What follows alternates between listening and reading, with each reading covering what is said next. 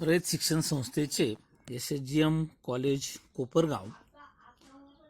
मी प्राध्यापक डॉक्टर सुरेश काळे.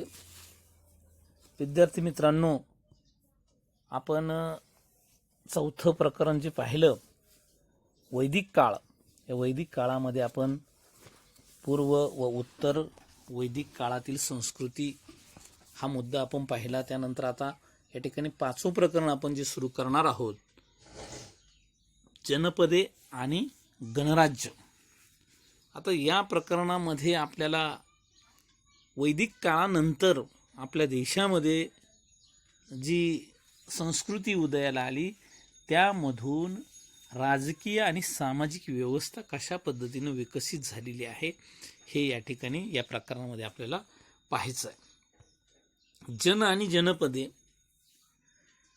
जनपद भौगोलिक सीमांची आणि स्वायत्ततेची जाणीव, जनपदांचा विस्तार आणि विकास, आणि तसेच गणराज्य. तर या ठिकाणी आपण आपल्याला जनपदे आणि जन ही जी संकल्पना आहे ती पहिल्यांदा आपल्या ठिकाणी समजून घ्यायची आहे. तर खरं म्हणजे हा जो समूह आहे वैदिक लोकांचा, तो जो समूह आहे त्या समूहाच्या एकत्रित राहण्यामधून किंवा त्यांचे जे नातेसंबंध आहे आपसामध्ये, त्या नातेसंबंधात बांधले गेले असल्यामुळं त्या लोकांमध्ये एक एकीची भावना तयार झाली. म्हणजे आपण हे वैदिक लोक जे आहेत ते स्वतःला एकमेकाचे नातेसंबंध जे आहेत ते आपण सर्व एक आहोत अशा प्रकारची भावना त्यांच्यामध्ये जी निर्माण झाली, त्यामधून जन म्हणजे एकत्रित असल्याची भावना, ही भावना जी आहे ती त्यांच्यामध्ये जी रुजली त्याला जन असं म्हटलेलं आहे. म्हणजे त्या लोकांचा जो समूह आहे, त्यांच्या नातेसंबंधाचा समूह आहे, त्याला जन असं म्हटलेलं आहे. त्यांच्या या जन समुदायाच्या गाव वसाहतीला ग्राम असे म्हटले जात असे. ग्राम म्हणजे गाव. त्यांची जी गाव वसाहत असे त्या वसाहतीला ग्राम असं म्हटलं जात असे. आणि मग अशा या काळामध्ये अनेक ग्रामे मिळून एक ग्रामसंकुल तयार होत असे. म्हणजे एकापेक्षा अधिक गावं मिळून तयार झालेल्या ग्रामसंकुलात एकाच जनातील लोक असल्यामुळे ते ग्रामसंकुल त्या जनांच्या नावाने ओळखले जाईल. थोडक्यात या ठिकाणी जी गावं म्हणजे ठराविक अशा क्षेत्रामध्ये एका विशिष्ट जनांची म्हणजे नातेसंबंधांची एकीची जी भावना, त्याची जी छोटी छोटी गावं सुरुवातीला निर्माण झालेली होती, त्या अनेक गावांचं ग्रामसंकुल म्हणजे तो जो संपूर्ण प्रदेश आहे तो प्रदेश या जनामधील लोकांच्या नावाने ओळखला जायचा. आणि असं असलं तरी सुरुवातीला जन या घटकाच्या व्याख्येमध्ये फक्त कुल, ग्राम, गोष्ट म्हणजे गोत्र आणि गौळवाडा या गोष्टींचा समावेश होता. त्यांच्या भौगोलिक सीमांचा संदर्भ निश्चित ठरलेला नव्हता. आता आपण मागच्या पाठामध्ये आपण पाहिलेलं आहे की सप्तसिंधूच्या पूर्वेकडील प्रदेशातून स्थलांतर करत वैदिक लोक गंगेच्या मुखाच्या प्रदेशापर्यंत पोहोचले. या नवीन प्रदेशात वैदिक जन स्थिरावू लागले. भौगोलिक सीमा संबंधीच्या जाणीवा जन या संकल्पनेशी निगडीत होऊ लागल्या. या नव्या जाणीवांच्या आधारे भौगोलिक सीमांनी बांधलेली आणि स्वतःची स्वतंत्र प्रशासन यंत्रणा असलेली जनपदे अस्तित्वात आली. जनपद म्हणजे जनांच्या वास्तव्याचे स्थान.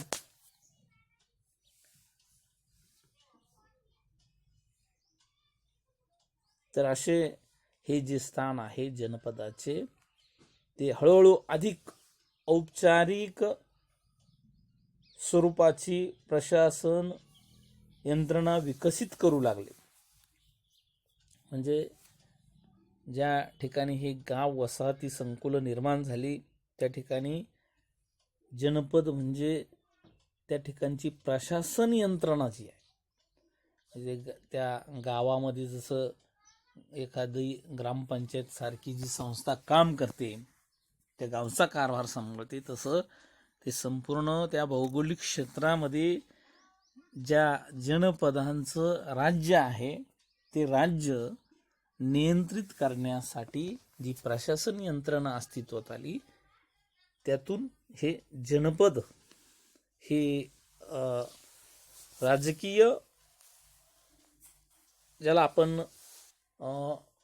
संस्था असं म्हणू, अशी राजकीय संस्था याच्यामधून हळूहळू उदयाला आली आणि जनांच्या वास्तव्याचे हे स्थान जे आहे जनपदांमध्ये हळूहळू अधिक औपचारिक स्वरूपाची प्रशासन यंत्रणा विकसित झाली. अशा रीतीने औपचारिक प्रशासन यंत्रणा असणारी स्वतंत्र जनपदे ही प्राचीन भारतातील पहिली प्रस्थापित राज्ये होती. म्हणजे त्याच्यातून आता राज्य निर्माण झालेले, छोट्या छोट्या जन म्हणजे गावामधून, ग्रामांमधून, भौगोलिक क्षेत्रातली अनेक ग्रामे मिळून एक राज्य तयार झालं आणि ते राज्य स्वतंत्र जनपद हे त्यातून उदयास आलेलं आहे. ऋग्वेद काळामधील वाङ्मयात उल्लेख असलेल्या सर्व जनांचा विकास स्वतंत्र जनपदामध्ये झाला असे आपल्याला मात्र म्हणता येणार नाही. कारण काही जनपदे ही स्वतंत्र राहिली नाही आणि म्हणून ही जनपद ही संकल्पना आपण या ठिकाणी जन आणि जनपद संकल्पना पाहत असताना आपल्या लक्षात येतं की एकाच नातेसंबंधाची लोक एकत्र येऊन त्यांच्यामध्ये जी एकीची भावना तयार झाली त्याच्यामधून जनपद अस्तित्वात आलेले, म्हणजे राज्यपद अस्तित्वात आलेले. त्याला आपण राज्यकर्त्यांनी प्रशासन यंत्रणा कशा पद्धतीने राबवली आणि त्या प्रशासन यंत्रणेलाच आपण जनपद असं म्हटलेलं. तर जनपद ही संज्ञा जी आहे, या संज्ञेचा उल्लेख, ही जी संकल्पना आहे की जनपद कशाला म्हणायचं ते आपण थोडक्यात समजून घेतलेलं आहे. पण या जनपद संज्ञेचा उल्लेख प्रथम ब्राह्मण ग्रंथामध्ये आढळतो. त्यानंतर उत्तर वैदिक साहित्यात आणि त्यानंतर रामायण, महाभारत ही जी महाकाव्य आहे, जैन आणि बौद्ध ग्रंथ यामध्ये जनपदांचा वारंवार उल्लेख येतोय. जनपदांच्या संदर्भात भौगोलिकतेचा विचार करताना या साहित्यामध्ये भारतीय उपखंडाची विभागणी, प्राच्य म्हणजे पूर्व दिशेचा, प्रातिच्य म्हणजे पश्चिम दिशेचा, उदिच्य म्हणजे उत्तर दिशेचा आणि दक्षिण आणि मध्य देश अशा या 5 प्रदेशामध्ये केलेली दिसते. परंतु ही विभागणी प्रामुख्याने विंध्य पर्वताच्या उत्तरेकडील प्रदेशासंबंधीची आहे. पुराण ग्रंथामधील उल्लेखामध्ये मात्र भौगोलिक जाणीवेचा विस्तार होऊन विंध्य पर्वताच्या दक्षिणेकडील दक्षिणापथ आणि अपरांत म्हणजे कोकण या प्रदेशांचा समावेशही झालेला दिसतो. त्यानंतर याच्यामध्ये जन आणि जनपद ही संकल्पना आपण समजून घेत असताना भौगोलिक सीमा ज्या कशा आहे ह्या या ठिकाणी अस्तित्वात आल्या आणि त्यामधून यांची जी स्वायत्तता आहे ती स्वायत्तता निर्माण होत गेलेली आहे. म्हणजे ठराविक जनपदांच्या ताब्यामध्ये ठराविक असा भौगोलिक प्रदेश तयार झाला आणि त्या ठिकाणी त्यांचं राज्य सुरू झालं. तर या भौगोलिक सीमांची आणि स्वायत्ततेची जाणीव लोकांना यावेळी हळूहळू व्हायला लागली. भौगोलिक सीमांची आणि त्यायोगे नवीन विकसित झालेली स्वायत्तेची स्पष्ट जाणीव हे भारतातील प्राचीन जनपदांच्या उदयामागील प्रमुख कारण होते. म्हणजे ठराविक भौगोलिक सीमा या ठिकाणी जनपदांच्या ताब्यात आल्या आणि मग त्याच्यामधून आपल्याला स्वायत्तता पाहिजे अशी स्पष्ट जाणीव त्यांच्यामध्ये निर्माण झाली. हे भारतातील प्राचीन जनपदांच्या उदयामागील प्रमुख कारण होते. हे या ठिकाणी विशेषत्वाने आपल्याला लक्षात घ्यावं लागेल. परंतु त्यांच्यामधील सुरुवातीची प्रशासन व्यवस्था ऋग्वेदातील जन या घटकाच्या प्रशासन व्यवस्थेपेक्षा फारशी वेगळी नाही. जनपदांच्या सुरुवातीच्या काळात प्रशासनाच्या संदर्भातील निर्णय प्रक्रियेत सभा आणि समित्या या दोन संस्थांना प्रथमपासून सर्वोच्च स्थान होते. तर या ठिकाणी हा मुद्दा अतिशय महत्त्वाचा आहे. सभा आणि समिती या दोन संस्था ज्या आहेत त्या या जनपदांच्या काळामध्ये सर्वोच्च स्थानी होते. कारण जनपदाच्या प्रमुखाला राजन असे म्हटले जात असे, परंतु त्याला निवडण्याचे किंवा पदावरून हटवण्याचे अधिकार सभा आणि समितीकडे असे. म्हणजे राजा सर्व काही नव्हता, तर जनसामान्यामधून सभा आणि समिती या दोन संस्था निर्माण केलेल्या होत्या. म्हणजे त्या राजापेक्षा सुद्धा श्रेष्ठ होत्या हे या ठिकाणी आपल्याला नमूद करावे लागेल. मात्र प्रशासनाची ध्येय धोरणे आणि समाजाच्या संघटना संबंधीचे संकेत यांसारख्या गोष्टी कालानुसार बदलणाऱ्या परिस्थितीशी जुळवून घेण्याकरता आवश्यक बदल करता येण्या इतक्या लवचिक होत्या. जनपदांच्या काळात विशिष्ट भौगोलिक परिघात अनेक पिढ्या स्थिर होत असताना समाजाचे स्वरूप फक्त नातेसंबंधाने बांधलेला जनसमूह एवढ्यापुरतेच मर्यादित राहिले नाही. त्या बाहेरील लोकही जनपदात समाविष्ट होत गेले. जनपदांच्या सामाजिक संघटनांमध्ये सामायिकतेला महत्त्व देणाऱ्या मानसिकतेचे परिवर्तन वैयक्तिक कुटुंबाला महत्त्व देणाऱ्या मानसिकतेत होत गेले. म्हणजे आपण सुरुवातीला पाहिलं की ही नातेसंबंधाने बांधलेली जनपद आहे. ही जनपद आता केवळ तेवढ्यापुरती मर्यादित न राहता त्याच्या बाहेरील काही लोक जे आहे म्हणजे इतर म्हणजे ते नातेसंबंधामध्ये नसले तरी सुद्धा असे लोक सुद्धा त्यामध्ये आता समाविष्ट झालेले. कारण जनपदाच्या जे सामाजिक संघटना आहे त्या सामाजिक संघटनांना त्यांच्या सामायिकतेला महत्त्व देणाऱ्या मानसिकतेचे परिवर्तन वैयक्तिक कुटुंबाला महत्त्व देणाऱ्या मानसिकतेमध्ये होत गेलेले. हाही एक महत्त्वाचा बदल या ठिकाणी आपल्याला जाणवतो. त्याला अनुसरून कुटुंब प्रमुख आणि कुळधर्म यांचे स्थान लोकव्यवहारामध्ये महत्त्वाचे ठरले. व्यक्तीमधील आणि वेगवेगळ्या कुटुंबातील परस्पर सहकार्यावर आधारलेले साहचर्य हा समाज व्यवस्थेचा कणा बनला. म्हणजे आता केवळ जनपद म्हणजे राज्य चालवणं हे सभा समिती किंवा राजन यांच्यापुरतं मर्यादित न राहता याच्यामध्ये या सामाजिक संघटनेमध्ये बाहेरचे लोक देखील सामील झालेले आणि सर्वांची त्या पद्धतीची मानसिकता बनलेली. मग व्यक्तीमधील आणि वेगवेगळ्या कुटुंबातील परस्पर सहकार्यावर आधारले सहचार्य आपोआप त्याच्यामध्ये निर्माण झाले. म्हणजे एकमेकांच्या सहकार्याने आता या जनपदांचा कारभार चालला पाहिजे अशा पद्धतीची समाजाची मानसिकता तयार झाली.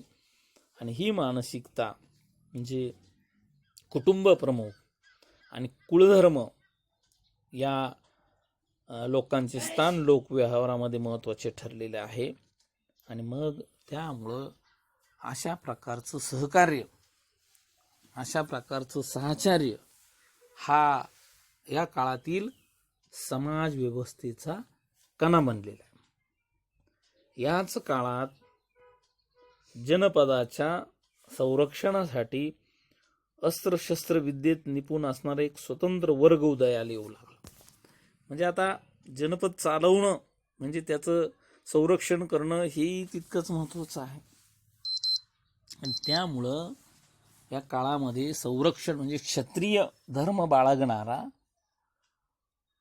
संरक्षणासाठी अस्त्रशस्त्र विद्या शिकणारा आणि त्यामधून या जनपदाचं म्हणजे या राज्याचं संरक्षण झालं पाहिजे असा एक संरक्षण करणारा वर्ग त्याच्यामधून उदयाला आलेले. म्हणजे राजा आता काय करायला लागलाय की आपल्या राज्याचं संरक्षण करण्यासाठी सैनिकांची निर्मिती करू लागला. म्हणजे तो वर्ग जो आहे अस्त्रशस्त्र विद्या निपुण म्हणजे तो जाणीवपूर्वक अशा प्रकारचं शिक्षण घेऊ लागला, युद्धाचं शिक्षण घेऊ लागला. आणि तो एक स्वतंत्र असा मोठा वर्ग या जनपदामध्ये आणि या गणराज्यामध्ये अस्तित्वात आलेला आपल्याला दिसतो. जनपदाचे रूपांतर राज्यसंस्थेत होण्यामध्ये या वर्गाचा वाटा अतिशय मोठा आहे. या वर्गाने राज्याचा विस्तार करण्यासाठी युद्धाची तयारी करून युद्ध जिंकणं, त्याशिवाय राज्याचं संरक्षण करणं हे काम आता ह्या वर्गाकडे आलेलं आहे. पाणिनीच्या अष्टाध्यायीमध्ये आणि त्यानंतरच्या व्याकरण ग्रंथामध्ये जनपदीन या शब्दांचा उल्लेख आढळतो. हा शब्द अस्त्रशस्त्र विद्येत निपुण असणाऱ्या त्या वर्गाचा निर्देश करणार आहे. म्हणजे थोडक्यात सैनिकी पेशा याच्यासाठी जनपदीन हा शब्दोल्लेख आपल्याला पाणिनीच्या ग्रंथांमध्ये दिसून येतो. अष्टाध्यायी असेल किंवा त्यानंतरचा व्याकरण ग्रंथ असेल त्यामध्ये ह्या जनपदीन या शब्दाचा जो उल्लेख आहे तो जनपदीन म्हणजे या जनपदांचं संरक्षण करणारा वर्ग किंवा अस्त्रशस्त्र विद्या निपुण असणारा जो वर्ग उदयाला आलेला होता त्याच्या संदर्भामध्ये जनपदीन हा शब्द वापरलेला आपल्याला दोन ग्रंथामध्ये दिसून येतो. थोडक्यात आपल्याला या जन आणि जनपदांची निर्मिती कशी झाली आणि त्यातून राजा, त्याचं राज्य, त्याचं सैन्य, समाज व्यवस्थेसाठी असणारं सहचार्य सहकार्य, त्याशिवाय याच्यामध्ये सगळ्यात महत्त्वाचं म्हणजे सभा आणि समिती या दोन संस्था ज्या आहे या काळामधील त्या सर्वोच्च होत्या. म्हणजे राजापेक्षाही श्रेष्ठ होत्या की ज्या राजाला सिंहासनावरही बसू शकत होत्या आणि सिंहासनावरून हटवू शकत होत्या. अशा प्रकारच्या दोन संस्था या काळामध्ये अस्तित्वात होते. हे अतिशय विशेष अशी गोष्ट आहे. आणि ही सभा समिती म्हणजे सर्वसामान्य लोकांचं शिष्टमंडळ होतं, त्याला सभा समिती असं म्हटलं जायचं. तर या सभा समितीच्या माध्यमामधून अशा पद्धतीनं राजावरती अंकुश ठेवला जात होता. आणि मग त्यानंतर हा जो वर्ग आहे अस्त्रशस्त्र विद्येत शिकणारा की ज्याने नंतर या राज्याचं संरक्षण करणं, याच्या राज्याच्या सीमा वाढवणं म्हणजे युद्ध करणं, दुसऱ्या राज्याशी युद्ध करणं, हाही वर्ग याच काळामध्ये अस्तित्वात आलेला आपल्याला दिसतो. अशा प्रकारे आपल्याला जनपदे आणि गणराज्य कशी विकसित होत गेली, तर या पहिल्या मुद्द्यामध्ये आपण जनपदे आणि त्यानंतर भौगोलिक सीमांची आणि स्वायत्तेची जाणीव कशा पद्धतीने झाली या मुद्द्यावरती प्रामुख्याने आपण प्रकाश टाकलेला आहे. यानंतरचा जो मुद्दा आहे जनपदांचा विस्तार आणि विकास, हा पुढच्या व्हिडिओमध्ये आपण पाहणार आहोत. धन्यवाद.